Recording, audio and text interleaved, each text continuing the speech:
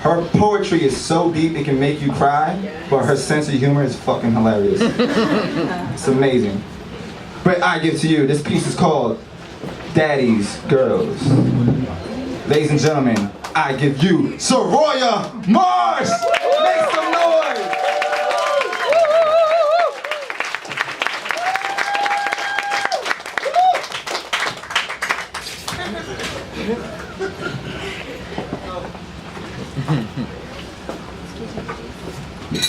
When you call a guy and hear a baby in the foreground, it's beautiful to know that this father on the phone is not in the background of his child's life.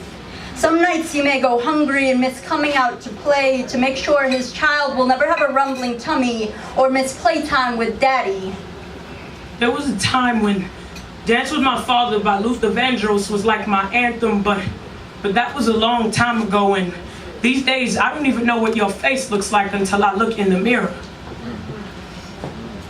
So he doesn't look in the mirror at all. Claims he doesn't have a phone or a quarter, so he never calls anymore. You're half of him, but he won't give you a quarter of his attention. You've tried before, but he don't like family, immediate or extended. You know, there are parts of me that I try to hide, the ones that I hate the most, but the more I do that, the more they bleed through and it kills me.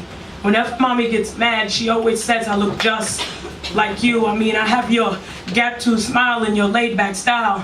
Long eyelashes and great big eyes. I must say the similarities are wild, but I realized how much we differed after a while because I'd never be coward enough to abandon my child.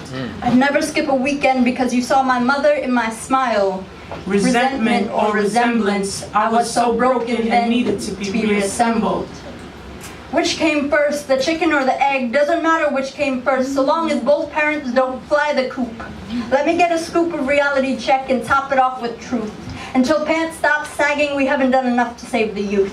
My mouth hurts, must be my wisdom tooth. I mean, what kind of man just sows the seed and then leaves it all for coke and weed? He made us some of those statistic kids. We always had a daddy and they never fucking did.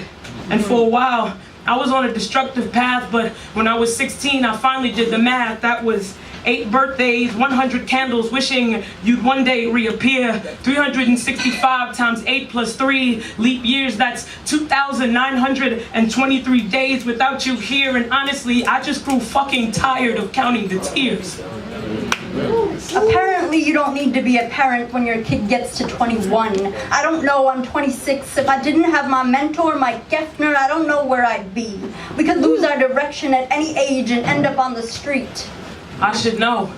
I was a nostril away from being hooked on blows, spent nights in the street with nothing to show, put out for my stupidity with nowhere to go.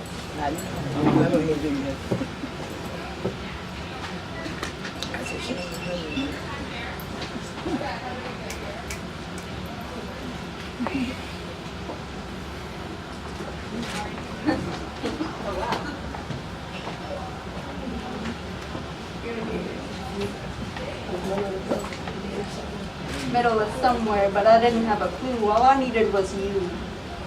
What kind of father sees his kids and don't know which is which? And it really didn't take me long to see you were the same sorry son of a bitch. See, I can't imagine how a boy must feel because the struggle growing up a man without a father is real. And now they go above and beyond so that their children never want, and due to your banishment, they learned abandonment and why their children should never live it. Because if you are a father who does not take care of his sons, you will never have a Holy Spirit. But we forgive you, Father, for you have sinned. Your trespasses gave us the toughest skin. Let he that is without it be the first to cast a stone. My heart no longer hardened, just wants to shout welcome home. When the distance is between us, just pick up the phone. We will always be your little girls by no fault of our own. We just wish you'd reach out to us and see how much we've grown. Just open your mouth and tell us that we are not alone.